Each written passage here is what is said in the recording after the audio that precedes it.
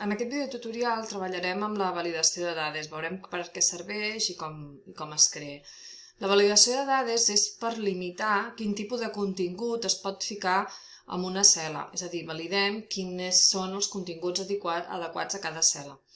Per exemple, aquí en el nom i en el cognom no hi ha cap validació, i a la població tampoc, però si entrem a la data, fixeu-vos que només entrar i em surt un cartellet on hi diu has d'introduir la data d'alta de l'alumne al grup, format, dia, mes i any.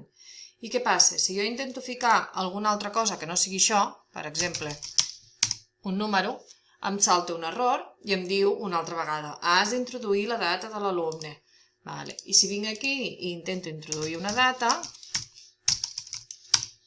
fixeu-vos que m'accepta sense problema i em deixa posar-la. El mateix amb l'hora. Amb l'hora em diu que el format ha de ser hora i minut. Això és un text, això groc, és un text que tu escrius quan crees la validació, després veurem com es fa, tu escrius el que vulguis. El qui va fer aquesta taula va decidir que el cartellet que havia de sortir era aquest, però podia haver sortit una altra cosa. Si jo escric qualsevol altra cosa, en aquest cas em deixa. Això també es pot configurar. Li podem dir que no deixi escriure, que és el que ens ha passat aquí, que jo he intentat escriure i m'ha dit que no, i m'ho esborre, o li podem dir que sí que ens deixi escriure qualsevol cosa, encara que l'hora o el format no sigui correcte. Fixeu-vos que jo estic escrivint coses diferents i alguns sí que són correctes i d'altres no, i em deixa escriure-ho. En quant al grup, em diu tria una opció de la llista. Això és un altre tipus de formatació en el qual tenim una llista que podem desplegar i podem triar el que vulguem. Fixeu-vos que aquesta llista coincideix amb els grups que jo ara els tinc aquí al costat, però podrien estar fins i tot en un altre full de càlcul, o en una altra fulla, o allà on fos. Si jo modifico, per exemple, els competix i li fico informàtica, perquè m'agrada més, accent, fixeu-vos que ara aquí, en comptes de competic, també em diu informàtica. Aquest tipus de llistes van molt bé perquè són molt editables. Veureu que aquest d'aquí, a l'edat, també em diu tria un valor de la llista, però aquesta llista no la tinc enlloc. Llavors, si jo vull editar aquesta llista d'aquí, he d'entrar dins de la validació de dades, és una mica més engorrós per fer les modificacions. Si jo escric qualsevol cosa, em diu que no, i si escric qualsevol cosa, em diu que no. Però això es pot configurar, perquè et digui que no o no. Llavors, anem a veure com es fa tot això, ara que ja sabem el que és. Aquí tenim una taula amb diferents coses que s'han de validar. Doncs començarem pel primer. Quan feu una validació, el primer que heu de saber és que si ja hi ha alguna cosa escrita abans de fer la validació, com per exemple el títol, això no us ho canviarà. Us pot marcar un vermellet conforme aquesta data està malament, però no us ho canviarà. Llavors, si a vosaltres us interessa validar tota la columna sencera, la podeu seleccionar tota sencera fins a baix i ja està. Però si vosaltres sabeu que aquí només ficareu fins a 20 dades o fins a 21, doncs podeu seleccionar el tros. Això és una mica el vostre gust. Seleccionem la columna en qüestió i anem a dades i validesa, que ho teniu aquí. Dins de validesa se'ns obre aquest requadre d'ajuda. Veieu que per defecte està marcat que permet tots els valors, per tant no hi ha cap tipus de validació ni de criteri. Aquí hi ha 3 pestanyes. En la primera pestanya es tria el criteri, és a dir, què és el que es pot escriure i què no, aquí dins. Després, en aquesta pestanya escriuríem l'ajuda d'entrada, això és el cartellet groc que surt abans d'escriure, i aquest és l'avís d'error, amb l'acció que ha de fer, si ha d'esborrar el que s'ha escrit o no. Ara anirem veient com es modifica tot això.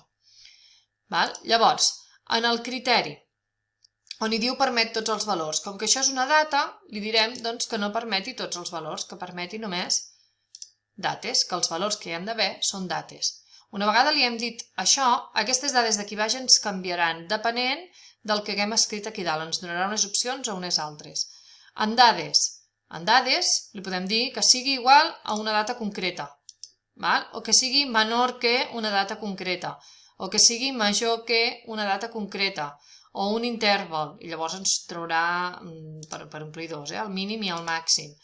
Doncs, per exemple, si jo vull que siguin dates majors que el dia 1 de gener, perquè aquest formulari el començo a omplir cada any, doncs el mínim és el dia 1 de l'1 del 2021.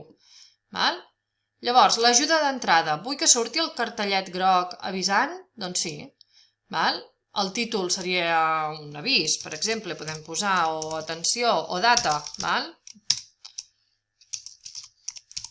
Això ho fem nosaltres, A partir de l'1... Fixeu-vos que ho escric jo, l'avís de l'ajuda d'entrada, el cartellet groc. I avís d'error. Què ha de fer si m'equivoco? Doncs mostra un missatge d'error en introduir valors no vàlids, ens avisarà, i llavors què ha de fer, a més d'avisar-nos que no està ben escrit? Ha de parar? Només amb l'avís o amb la informació ja n'hi ha prou, o fins i tot podríem fer que si s'equivoquen s'engegui una macro i ens faci fer alguna altra cosa diferent. Per tant, fixeu-vos que tenim tota la informació. A partir d'aquí, si diem, per exemple, atura, llavors no ens deixarà escriure res que no sigui una data, jo faig d'acord, fixeu-vos que aquí ens surt avís a partir de l'1 del 21, i a partir d'aquí jo puc anar escrivint. I si escric alguna cosa que no sigui una data, no em deixa, i si escric una cosa que sigui una data anterior al 2021, no em deixa, i si escric una data posterior, sí que em deixa, tranquil·lament. Doncs bé, amb tot això aniríem fent igual, aniríem fent tot el d'hora, doncs seria dada, validesa, i el mateix, triaríem un valor d'hora. Les hores també les podem limitar més o menys igual que les dades, i ficaríem un missatge d'ajuda i un avís d'error. Els albarans, doncs, per exemple, podem limitar la mida del text. Doncs va dades, validesa, i en aquest cas el criteri seria longitud del text. Fixeu-vos que cadascun ens dona unes coses diferents. Per exemple, en el de clients, en la columna de clients, aquí, que hauríem de poder triar entre aquest llistat de clients que jo tinc aquí, el que triaríem seria un interval de cel·les. Triaríem un interval de cel·les i fixeu-vos que llavors aquí em surt per triar la font. Doncs la font, vinc aquí, selecciono, la font és aquesta, i una vegada ja he triat la font, doncs em sortirà en el moment que jo faig d'acord, hauria de ficar l'avís de l'ajuda d'entrada i l'avís d'error, però una vegada faig d'acord, fixeu-vos que em desplegue i em deixa triar entre el llistat. Aquest d'aquí, que el farem amb l'altre, provarem escrivint nosaltres el llistat, per escriure nosaltres el llistat, en comptes d'un interval de cel·les, el que farem és una llista directament, i llavors aquí anirem escrivint la nostra llista. Ratolí, teclat, pantalla, i aniríem afegint tota la llista, tot el que volguéssim posar. I afegiríem també l'avís d'entrada i tot això. I faríem d'acord i fixeu-vos que ara podem triar entre els tres de la llista. Per tant, totes les opcions les teniu aquí dins de validesa, simplement es tracta que les investigueu una miqueta. Els nombres enters seria per no poder ficar decimals, els decimals per poder posar decimals, hi ha diferents tipus de validacions. I això és tot.